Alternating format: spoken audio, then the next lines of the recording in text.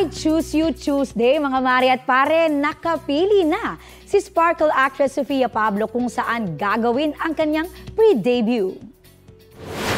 Sa Taipei, Taiwan, gagawin ng pre-debut photoshoot ni Sofia na finalize na raw ang lights and sounds para sa event. May food tasting na rin.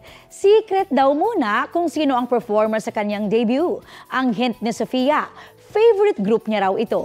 Sa April 10 ang debut ni Sofia. Taipei po talaga yung location ng pre-debut kasi sabi ko nga po as always, once lang talaga siya in a lifetime. So gusto ko talaga kung ano yung pinangarap ko, what I dreamt of. So isa talaga sa goals ko yung sa ibang bansa mag-pre-debut para super memorable kasi mahilig po talaga ako mag-travel. Kapuso, alamin ang maiinit na balita. Bisitahin at mag-subscribe sa GMA Integrated News sa YouTube.